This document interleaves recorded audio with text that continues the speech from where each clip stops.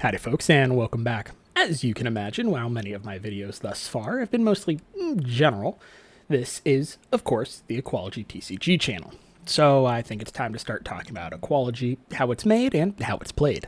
So with that, let's get right on into it. Let's talk about Aquology's resource, Mutagens. Now, Mutagens are what's going to let you evolve your eggs into fish. You can see here on this test card that there are 6 slots for Mutagens. Each fish will have a specific type and amount of colored mutagen that is needed to mutate the egg. So if we're looking at our test card again, you'll see that it requires 2 blue, 1 green, and 1 red mutagen.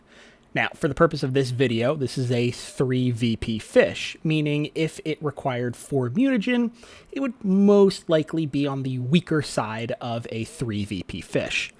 A set standard I'm going to go with is 1 VP fish will cost about 0 to 3 mutagen, 2 VP fish will cost between 3 and 5 mutagen, and 3 VP fish will cost between 4 to 6 mutagens. Will there be outliers? Most likely, especially when we start getting into alternates, but that's for a different video. We're not dealing with that yet.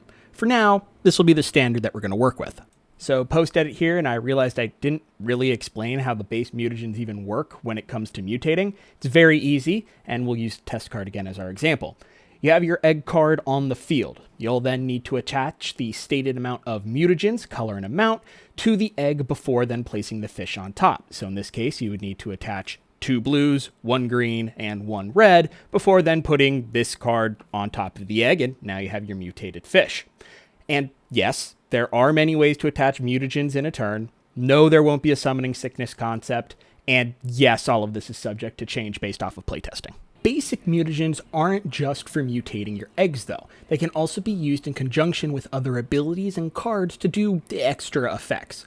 For example, there's a card currently that states, during this turn, if your fish has a red mutagen attached to it, deal 2 extra damage. This effect cannot be stacked with another, insert card name here. I want there to be a reason why each mutagen color exists outside of just arbitrary colors for the sake of color. So a fish with more red mutagens is most likely going to be an attacker, blue is most likely going to be support, and green will be more of the healer support kind of concept. It doesn't mean that these are hard limits, but it does help put guide rails on balance and creation. Mutagens are also going to be able to be removed by your opponent. This won't necessarily demutate the fish, but it can slow you down. I should note, you will be able to attach extra mutagen to fish because of the extra ability cards and fish effects that there will be. Okay, so we have our basic mutagen that can mutate eggs into fish and be used for other effects. So what are special mutagens? Well, it's pretty simple. Special mutagens will be just that, special. They'll have different effects that can help you or mutate quicker, give fish more damage or health, lower a creature's VP score, or do a number of other things. Thing is, you're only going to be allowed a certain amount of copies in your deck. Before you go type it in the comments, I can already hear it, and I can already see you looking at your screen with disdain, going, so you're basically just co-opting Pokemon's energy system with basic and special energies. Why is this different? Why should I care? Well, my fellow jaded individual, that's where you're partly wrong.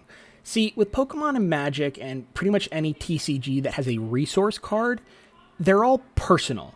They're all in your deck. This also means that at a certain point, you as the consumer are going to be inundated with so many energy cards. Oh my lord. If you're a Pokemon card collector who opens packs, you know exactly what I mean. We all have our 4,000 count box filled to the brim with nothing but energies.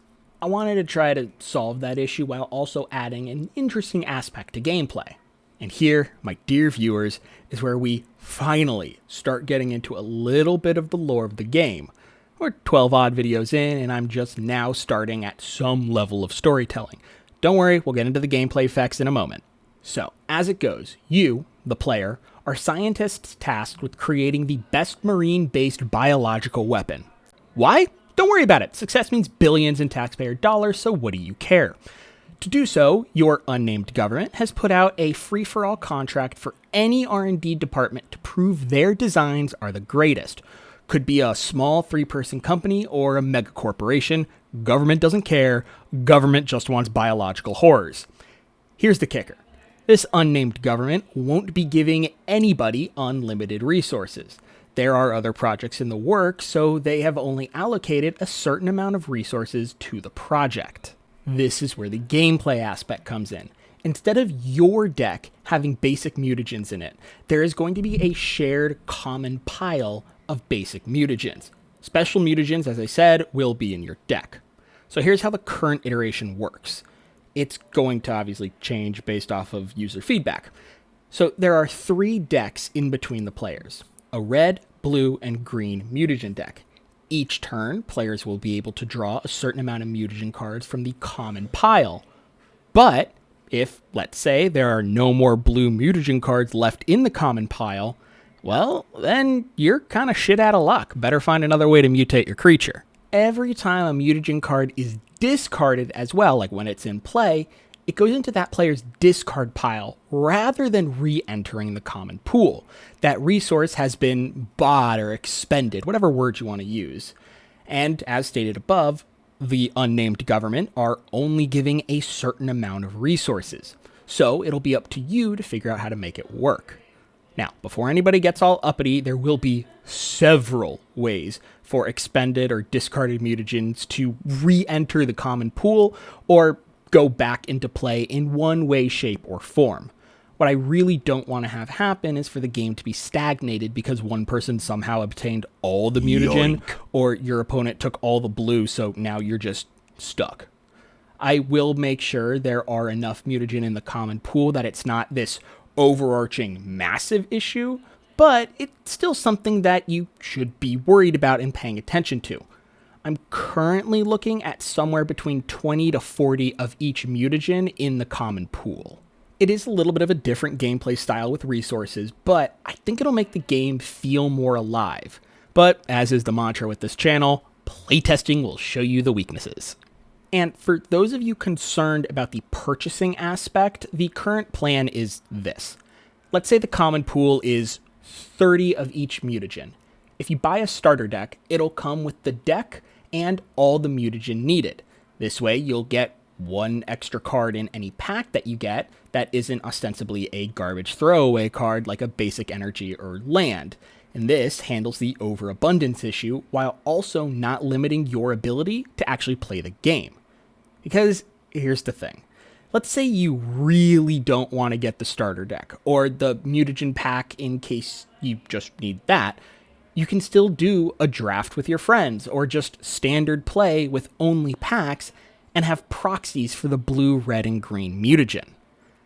As I said, my hope is to not only add an interesting game mechanic that fits with a fun lore concept, but also solves what I see as a major problem in large TCG games, that of course being the overabundance of resource cards that just for, and pardon the pun, are a waste of real-life resources.